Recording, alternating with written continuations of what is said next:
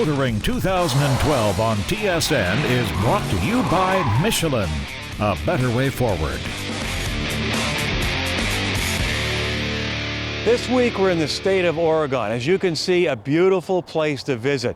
And it's also known for its wine. And I hope to leave here with a bottle of its famous Pinot Noir. But to be honest with you, what I really want to leave here with is a better understanding of a certain automaker and where it's going. That automaker is Mitsubishi.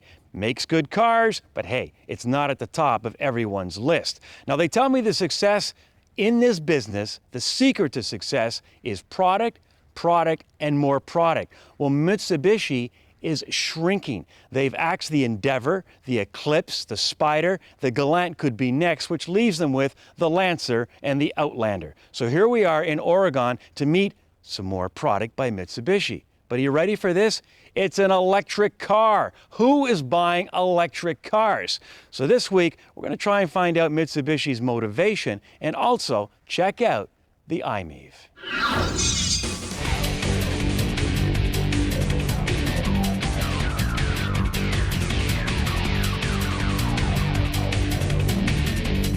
They're abandoning conventional products and then moving to a non-conventional product, which what it's going to do for them as a company, I have no idea. I get the sense that it's going to be a tough sell. Do I see this as being the answer to everything?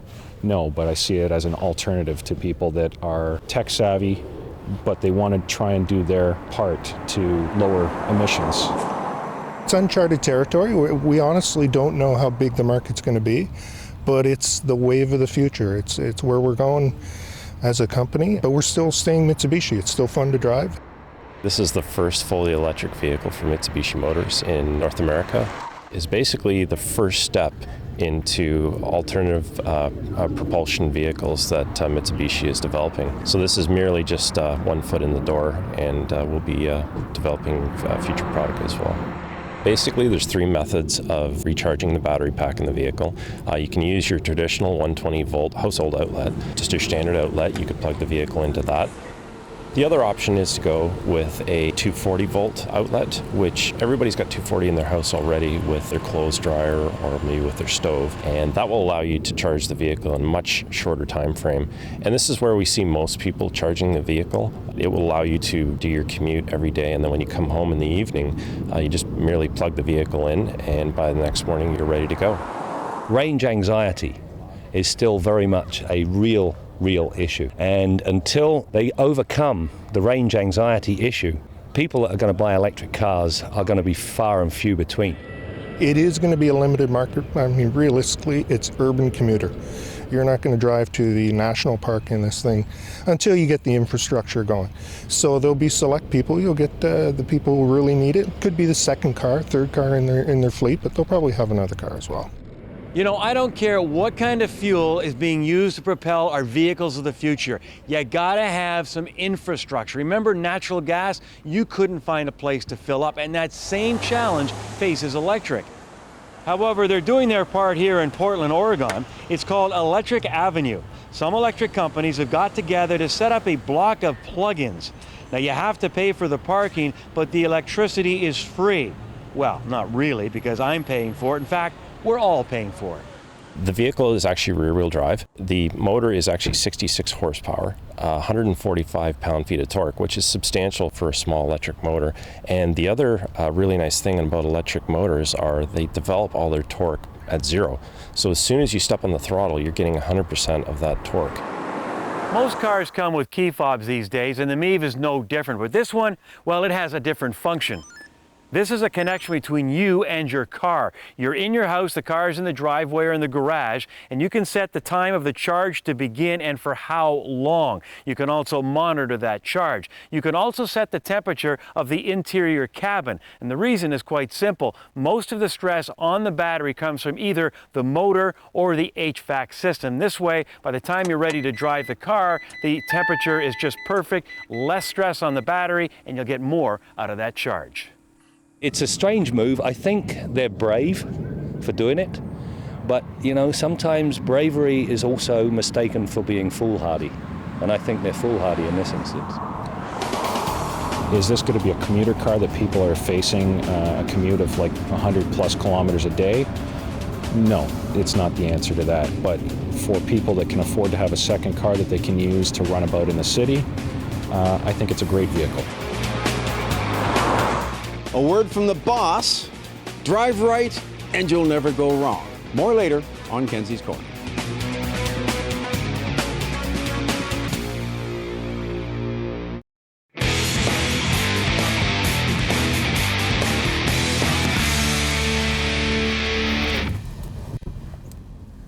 BMW has M, Mercedes-Benz has AMG. Now, Jetta fans worldwide will recognize the term GLI.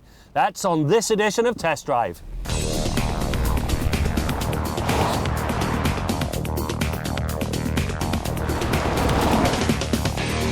Since Volkswagen ditched the European version of the Jetta and replaced it with the made for North America sedan, it has gone from bit player to sales success.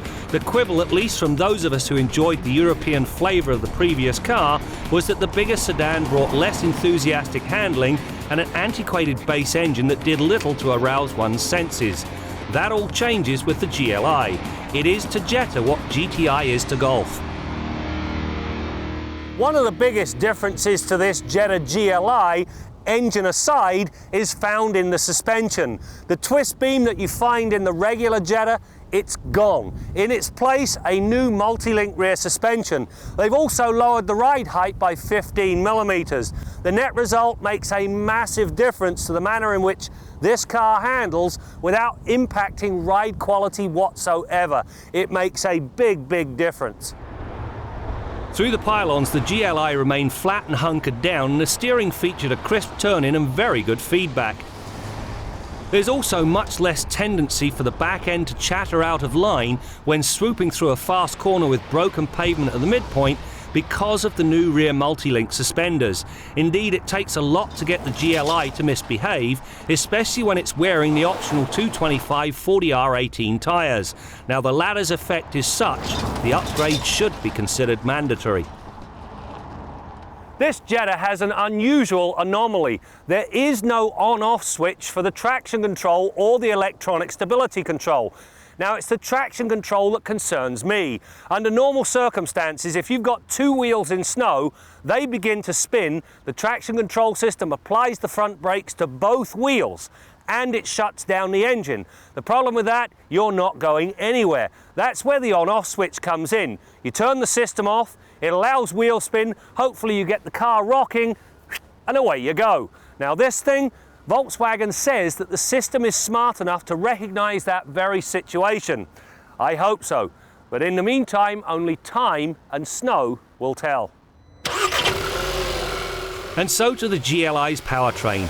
It earns a sweet 2-litre turbocharged 4 that pushes 200 horsepower and 207 pound-feet of torque at just 1700 RPM. This is enough to put 100k on the clock in 6.7 seconds, which is very fast for a family sedan.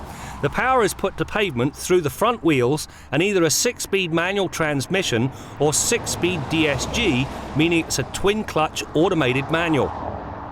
The GLI, especially if you go with the top-of-the-line model, comes loaded and fitted out with very nice materials. The dash, for instance, is soft touch. Wonderful leather seats that have got enough bolstering to keep you planted, power moonroof, a navigation system, and a very loud and proud Fender audio system. Fender as in the one that Jimi Hendrix played. There is, however, one thing I do not like. This thing has got a screen because of the nav system, but there's no backup camera. Both transmissions work very nicely with the engine, although I did prefer the seamlessness of the twin clutch. In drive, the upshifts promote fuel efficiency. Selecting the sport mode stretches out the shift points, which maximizes the engine's sweetness. That stated, there is a minor nit to pick. After using one of the paddle shifters, the DSG remains in manual for a long time before defaulting back to the automatic mode, and when in the manual mode, it will kick down, but it will not upshift, which sees the engine rev its little heart out until the driver has the presence of mind to upshift. VW would do well to take a page out of Audi's book. If you're looking for a family sedan with a little bit of zest, Welcome to the Jetta GLI. It is very comfortable, room for 5, a large trunk, and it's very nicely appointed. It's also, thanks to that turbocharged engine, rather quick. In short, it is a very welcome addition.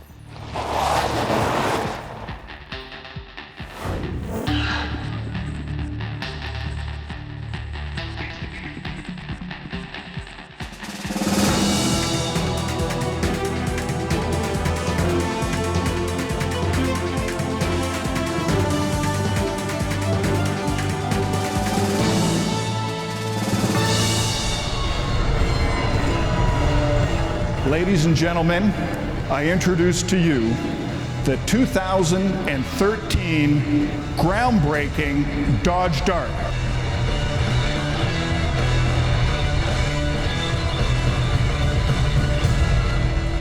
The all-new Dodge Dart is a revolutionary car.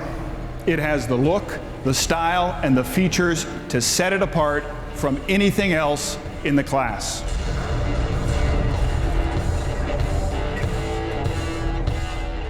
The DNA of an Alfa Romeo with the unmistakable presence of a Dodge. Class-exclusive integrated dual exhaust, available class-exclusive LED tail lamps, a signature feature on this vehicle's big brother, the Dodge Charger. Under the hood, the Dart will have the most diverse lineup of powertrains in the segment. 3 all-new engines and 3 transmissions. And you'll have your choice among a 6-speed manual, 6-speed automatic, and a 6-speed technologically advanced dual dry clutch transmission, or DDCT. This car will bring forth the best of European engineering and driving dynamics with an unmistakable Dodge passion for performance. We wanted to bring features that have never existed in this category and give consumers options they've never seen before. And we believe that when this vehicle becomes available for purchase in Q2 of this year, it will shatter consumers' perceptions of what a compact car is capable of. Look at all these beautiful, silent, immobile cars. You know, there are certain politicians that would like to keep it that way permanently. You want to know why? Check me out, the Menzoid, at motoringtv.com.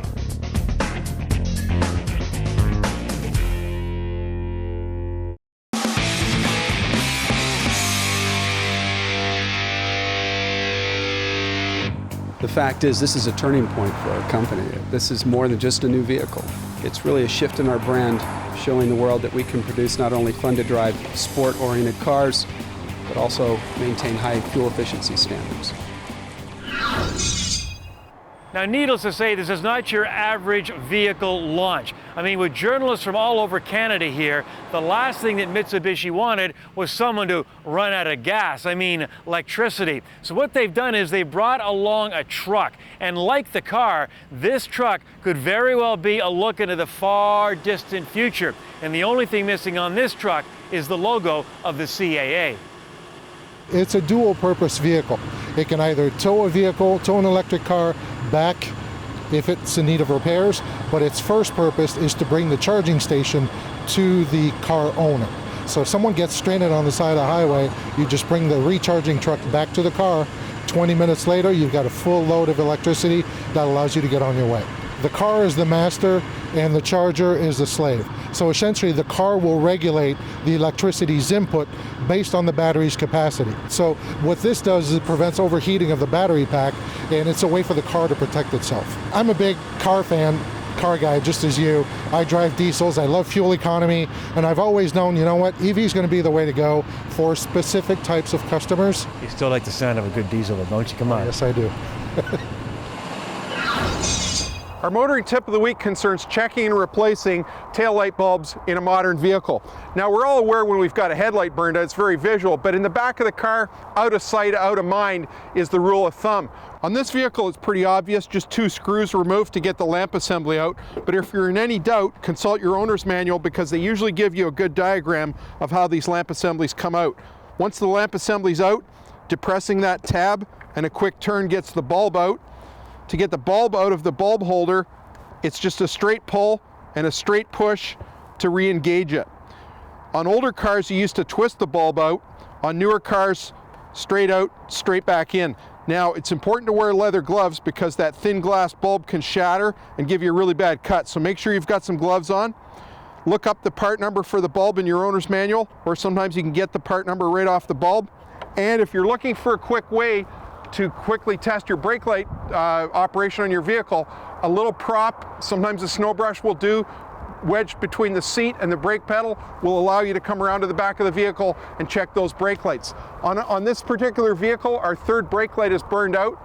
It happens to be quite an expensive lamp assembly, but in order to certify this vehicle or make it safe, we're supposed to replace that lamp assembly and make that light work as well. That's called the third brake light, important in reducing rear end collisions. That's your motoring tip of the week.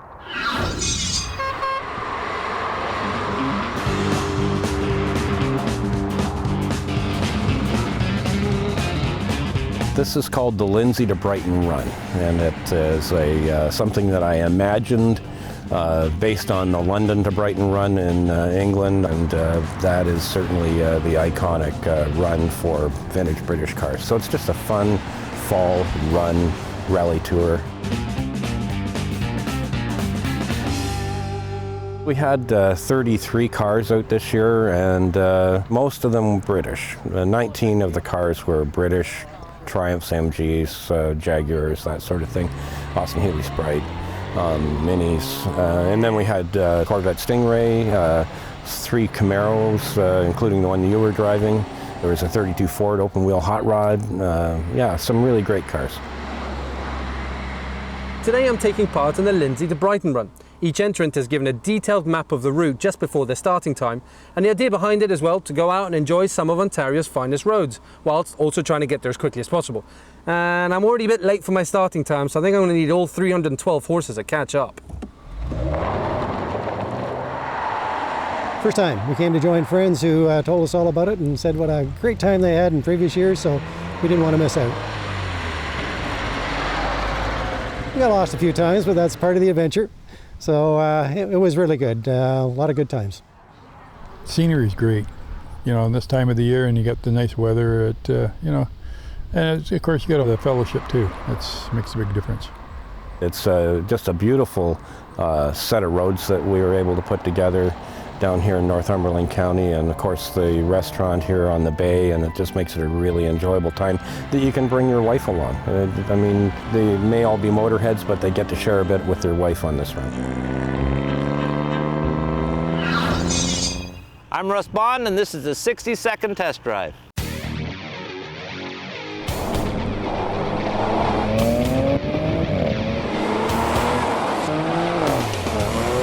The Audi S5 Cabriolet is a car for all seasons.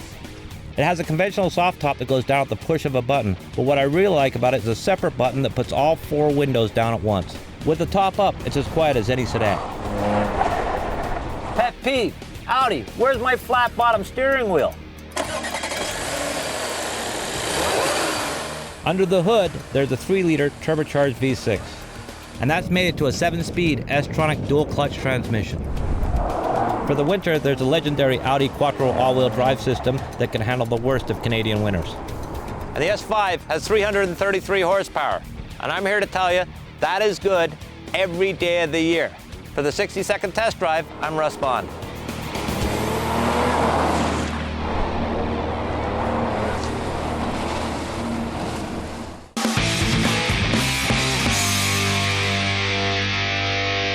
Closed captioning of Motoring 2012 is brought to you by Greener, fuel efficient, global. This is Chevrolet Now, driving our world forward.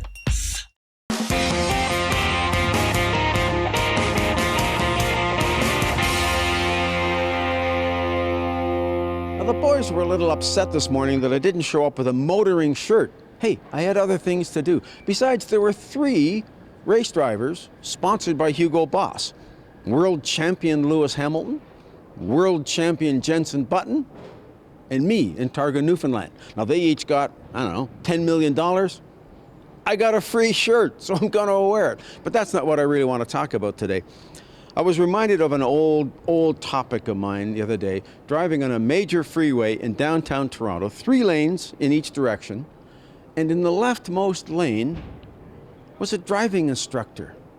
Had the little sign on the roof, you know, I forget what the name of the school was, but no wonder people can't drive if the people that teach them don't know how to drive. What the heck's he doing in the left lane? The law is pretty clear. You drive right unless preparing to turn left, which you really shouldn't be doing off a freeway, or passing. Yeah, passing. Drive right, pass left. Now, Brad's own dad used to always say, those signs shouldn't say, slower traffic, keep right. It should say, keep right except to pass. Nobody wants to think of themselves as being slow, but it's getting increasingly worse. I know you people, regular viewers, have heard me rant about this for years and years and years, but it's getting worse. The cops don't even seem to think they can charge anybody with something. Now, I don't know the Highway Traffic Act in every province, but in my province, you must pull to the right if someone approaches you from behind and allow them to pass you on the left. And if you're not going the speed of traffic, you are obliged to drive in the right lane. So it's courteous, it's safe, it's the law. What more do you need? I'm Jim Kenzie. Mitsubishi says you're not going to lose anything by going from a gasoline engine to an electric car like the i-Miev. Well, I disagree. There's a list of things you're going to lose, especially convenience. Yes, I know it's a car for strictly urban driving, but it's a pretty expensive second or third one-dimensional vehicle to have in your garage. Now, as for the car itself, I like it. I mean, that electric motor, instant torque, it handles itself well on the highway, quiet inside, you've actually got luggage space, and if I could drop into a gas station and fill up with electricity just like I do with my gasoline car, hey, I am there. But you know, electric cars have been around for a long time, and the same problem persists, range anxiety. And I don't see them figuring that one out for a long, long time. Until they do, I'm sticking with a clean, efficient internal combustion engine, or better yet, clean diesel. That's it for now. We'll see you next time out as we continue to bring you more stories about cars and the people who drive them. The Cadillac XTS is the next step in the reinvention of what Cadillac is. This Cadillac stands for everything that's new and technology. This is the most technologically advanced Cadillac we've ever brought to market. Motoring 2012 on TSN has been brought to you by Michelin, a better way forward.